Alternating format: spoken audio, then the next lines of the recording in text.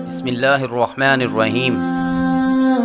اسلام کے تیسرے خلیفہ، داماد رسول و جامع قرآن عثمان غنی سابق اسلام اور شامل اشرا مبشرہ میں سے۔ ان کی کنیت ذو النورین ہے کیونکہ انہوں نے محمد صلی اللہ علیہ وسلم کی 2 صاحبزادیوں سے نکاح کیا، پہلے رقیہ بنت محمد اور پھر ان کی وفات کے بعد کلثوم بنت محمد سے نکاح کیا۔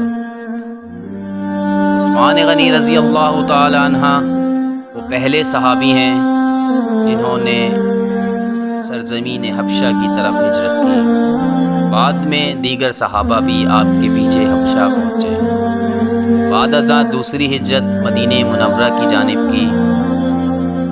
رسول اللہ صلی اللہ علیہ وسلم نے ایک دفعہ فرمایا کہ اے عثمان، اگر میری 40 بیٹیاں ہوتی تو میں یگے بعد دیگرے آپ کے نکاح میں دے دیتا۔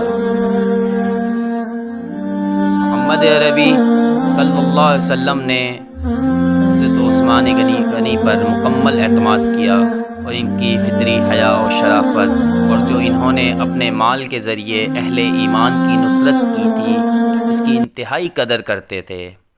رسول اکرم صلی اللہ علیہ وسلم نے دیگر صحابہ کے ساتھ ان کو بھی جنت اور شہادت کی موت کی خوشخبری دی۔ سن 23 ہجری 644 میں عمر بن خطاب کی شہادت کے بعد مشورے سے آپ کو خلافت کی ذمہ داری سونپی گئی، جسے انہوں نے 644 سے 656 تک انجام دی۔ ان کے عہد خلافت میں جامع قرآن مکمل ہوا، مسجد الحرام اور مسجد نبوی کی توسیع ہوئی اور کفکاس، خراسان، کرامان اور سیستان، افریقیہ اور قبرص فتح ہو کر سلطنت اسلامی میں شامل ہوئے۔ نیز انہوں نے اسلامی ممالک کے ساحلوں کو بازنطینیوں کے حملوں سے محفوظ رکھنے کے لیے اولین مسلم بحری فوج بھی بنائی۔ حضرت عثمان بن عفان ان کا زمانہ خلافت 12 سال کی عرصے پر محیط ہے، جس میں آخری کے 6 سالوں میں کچھ ناخوشگوار حادثات پیش آئے جو بالآخر ان کی شہادت پر منتج ہوئے۔